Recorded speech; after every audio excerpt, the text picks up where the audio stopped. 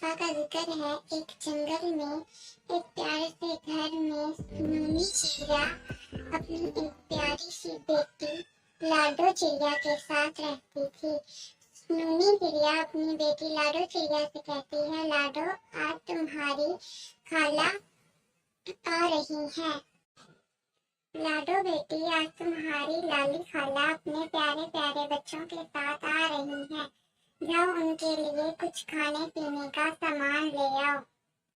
اور دوسری طرف لالی خالہ اپنے بچوں کو کہہ رہی ہوتی ہے، جلدی کرو جلدی تیار ہو جاؤ، ہم نے آج تمہاری نونی خالہ کی طرف جانا ہے۔ بچے بہت خوش ہوتے ہیں کہ آج ہم اپنی خالہ کے گھر جائیں گے، اپنی پیاری کزن کو ملیں گے، لاڈو چڑیا کو ملیں گے۔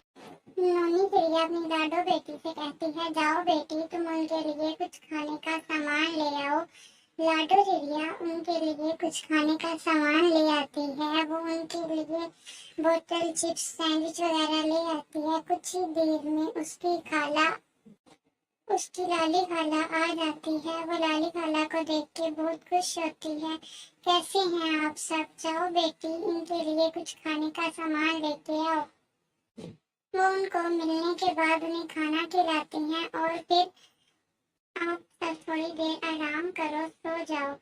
ان کی ماما انہیں کہتی ہیں، ان کے ملنے کے بعد انہیں کھانا کھلاتی ہیں۔ کھانا کھانے کے بعد وہ کچھ دیر بیٹھ کے باتیں کرتی ہیں اور پھر ان کو لالی خالہ کہتی ہیں، چلو تھوڑی دیر۔ لالی خالہ اپنے بچوں سے کہتی ہے، آپ نے کوئی شرارت نہیں کرنی، نہیں تو پھر میں آپ لوگوں کو بہت ماروں گی۔ لالی خالہ اپنے بچوں کو سمجھانے کے بعد انہیں تھوڑی دیر آرام کرنے کا کہتی ہے۔ بچے لاڈو چڑیا اپنی ماما سے کہتی ہے، مجھے نہیں لگتا یہ لوگ کچھ میرے کھانے کے لیے بھی چھوڑیں گے، ماں مجھے کھانا کھانا ہے، یہ خالہ کے چنٹو بنٹو سب کی بہت